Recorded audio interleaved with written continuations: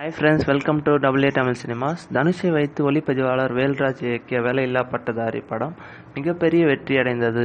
தனுஷுக்கு commercial break கொடுத்ததால் இந்த படத்தின் இரண்டாம் பாகத்தில் நடிக்க முடிவு செய்த தனுஷ் அதற்கான கதையை தயார் செய்யும்படி தன்னுடைய குழுவினரிடம் தெரிவித்தார்.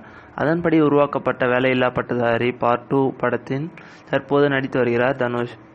சௌந்தர்யா ரஜினிகாந்த் இயக்கி வரும் வேலையில்லா பட்டதாரி பார்ட் 2 படத்தின் ஷூட்டிங்கில் ரஜினியின் பிறந்த நாளான டிசம்பர் 12ஆம் தேதி துவங்கியது. தொடர்ந்து மும்பை உட்பட பல இடங்களில் நடந்து வருகிறது. தனுஷ் அமலாபால் ஜோடியாக நடிக்கும் இந்த படத்தில் பாலிவுட் நடிகை கஜோலும் ஒரு முக்கிய கேரக்டரில் நடிக்கிறார். அதாவது தனுஷுக்கு தொழில் போட்டியாளராக வில்லியாக நடிக்கிறார்.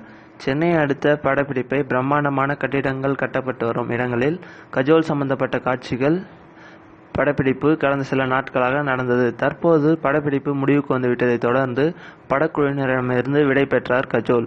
கலைப்புலி தானுவின் வி கிரியேஷன் நிறுவனமும் தனுஷின் வண்டர்பார் பிலிம்ஸ் நிறுவனமும் இணைந்து இந்த படத்தை தயாரிக்கின்றனர்.